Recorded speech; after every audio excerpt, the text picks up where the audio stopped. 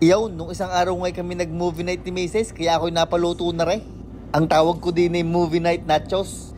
Ipapakita ko sa inyo kung paano ko rin niluto. Ang una kong ginawa ay nagayat muna ako ng mga dapat gayatin. 4 na pirasong bawang, ginayat ko lang ng pinaw para sa ating panggisa. Kalahating sibuyas na pula, ginayat ko lang ng padays. Ari ipang tatoppings natin at ang kaunti ay panggisa.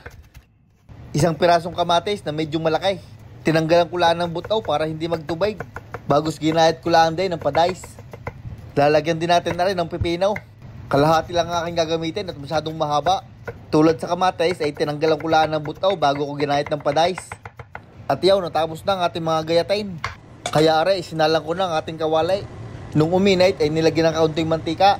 At dinin natin gigisahin na rin bawang at saka sibuyas. Gigisahin nyo lang yan ng humigit kumulang 2 minuto. At kapag medyo nasusunog-sunog na ang bawang, ilalagay na natin ang ating giniling na baka. Tapos na rin titimplahan ko lang ng tig 876 na asin at paminta. 793 na piraso ng cumin powder. Kaunting patak ng tuyo.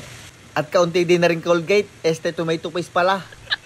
Mayroon din na rin kaunting Worcestershire sauce. At ang huli ay 348 na ring asukal na pula. Hahaluin lang rin ng maigay. At habang hinahalaw ay dinudurog-durog din para mabuhaghag. Sabayakan na rin tatakpan. At magkalipas na mga kulang-kulang 8 minuto ay binuksan ko. Hinalo at dinurog-durog ko lang ang ulay bago ko tinakpan. Dinin naman sa kahanggan ay magluluto tayo ng cheese sauce. Sa maliit na kaserula naglagay lang ako ng butter. Gayaan lang ang kalaki, atin lang rin tutunawin. At pag natunaw, maglalagay lang ng 1 kutsaritang harina. Hahaluin ng maigay hanggang makagawa ng roux. Pag yan ay smooth na, maglalagay tayo ng kaunting gatas. Tuloy lang ang halaw hanggang kayo makagawa ng bechamel sauce. Nung oray nalapot na uli, ang nilagay ko naman ay cream. Pwede namang gatas na lang ang gamitin ninyo. At nung medyo smooth na uli, ay naglagay naman ako ng white cheddar. At saka ring mixed cheese na cheddar at saka mozzarella. Bagos mga 544 piraso na ring parmesan cheese. Hahaluin lang natin na rin ng kainam-inam. At pag sa tingin nyo'y kulang sa gatas o kaya sa cream, ay dagdagan nyo na lang. Pagka medyo tunaw na ang mga cheese na ating nilagay, lalagyan naman natin na rin ng 212 pirasong asin at paminta. At 1 kutsaritang smoked paprika, ari naman ay optional. Pagka gusto nyo lagyan ay di sige, pagka ayaw di huwag. Hahalu-haluin nyo lang hanggang maging garne ang texture. At syempre atin na rin titikman. Ayos na rin. Ari nga palang ground beef ay pinahinaan ko lang ang apoy. Pagka ay medyo naiiga-iga na, maglalagay naman tayo ng kaunting oyster sauce. At saka kaunti na din na rin kalamansi. Hahalu-haluin nyo lang rin, lulutuin ng humigit kumulang 4 na minuto pa. Bagos inyo lang titikman kung ayos na sa inyo o kung may dadagdag pa kayo.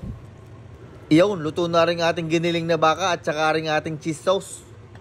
Gagawa lang ako din ng mabilisang guacamole.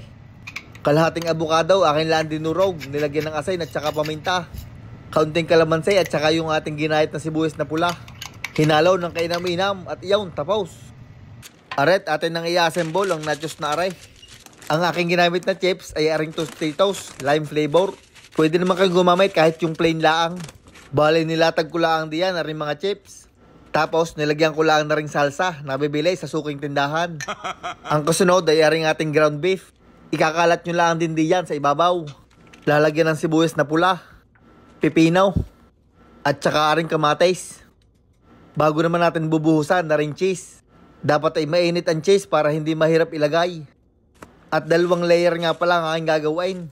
Uulitin lang yung ating ginawa. Naglagay lang ako ng chips, aring salsa, giniling na baka, sibuyas na pula, pipinaw, kamatis. Tapos aring ating cheese sauce. Damihan nyo na para masarap. Binurburan ko lang din na rin ng kaunting parmesan cheese. At para makompleto na aring ating nachos, nilagay ko na ang guacamole. At iyon, gayon lang ang gawin na rin ating movie night nachos. Ay digay kadali lang, ay kayang-kaya nyo rin gawin. Ay siya, rin titikman ko muna bago ko dalhin sa sinihan.